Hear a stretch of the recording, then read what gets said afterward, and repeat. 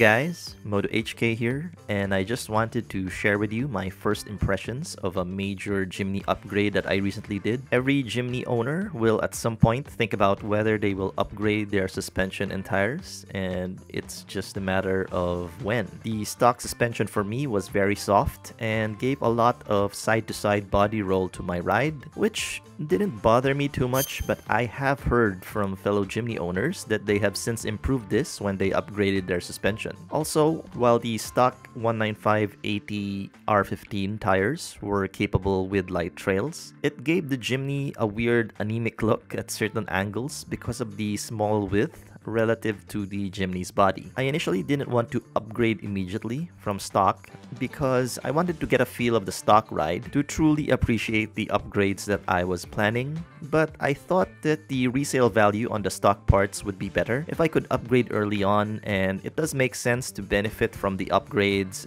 also at the onset. Well, after 6 months, I thought I had a good idea of the stock ride and finally gave in and decided to upgrade my Jimny's tires and suspension, which ask any Jimny owner is probably the most important upgrade decision that you will be making. There was no shortage of suspension upgrade kits available from well-known brands like Tough Dog, Old Man Emu, Taein, and Apio. I'm not really an expert here, but I knew that I would be mostly using my Jimny in the bad city roads of Metro Manila, but would like to have that capability to go off-road and do basic trails and river crossings to get to campsites that would otherwise be unreachable using normal cars. I also want my Jimny to be using predominantly Japanese parts and brands since I love Japan. So, for my suspension, I ended up getting the JAOS BATTLEZ suspension kit for my Jimny, paired with the BFGoodrich all-terrain TA-KO2 tires. I didn't change the stock rims anymore since I actually like the stock look of the stock rims. Also, since this was a major upgrade, I had it done by Metro Mariwasa, who is one of the most established automotive parts dealers here in the Metro. Metro Mariwasa has a long history and was established in 1969 as a hardware business, which through the years have evolved to the automotive sector and was recently recognized by JAOS Japan last year for being the top dealer of JAOS products here in the country. And by the way, this is not a sponsored post. I paid for all of this with my own money, as I always do. The price I paid may actually even be a bit higher than what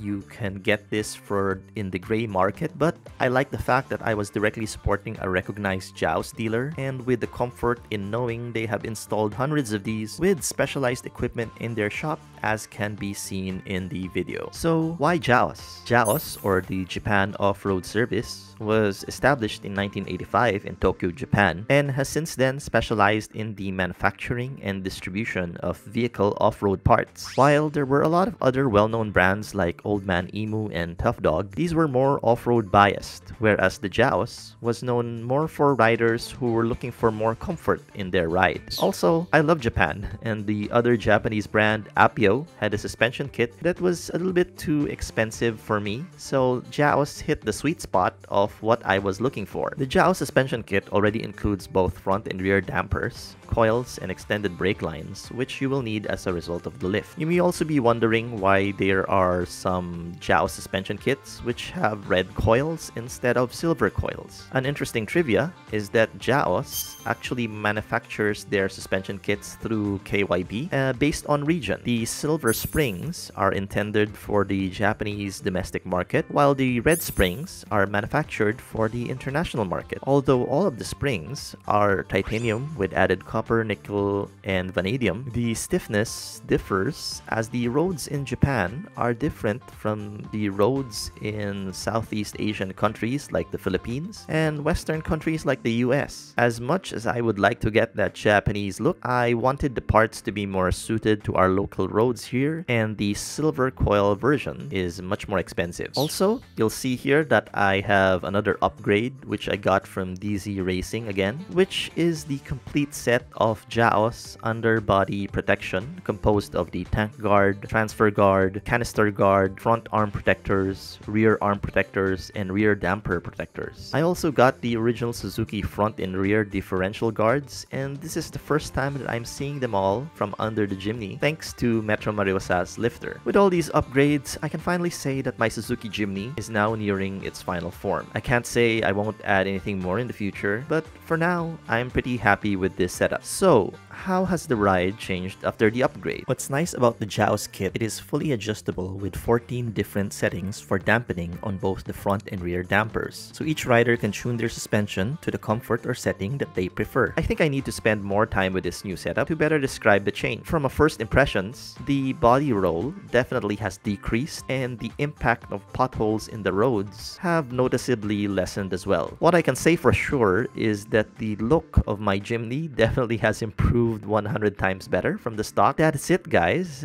Hope you enjoy this mini Jimny update. If you like this kind of content, follow this channel by subscribing. If you have any questions about any of the upgrades or the Suzuki Jimny in general, leave a comment below and I'll try to answer. If you want to support the channel, leave a like or share this video. But as always, thanks for watching and ride safe, everyone.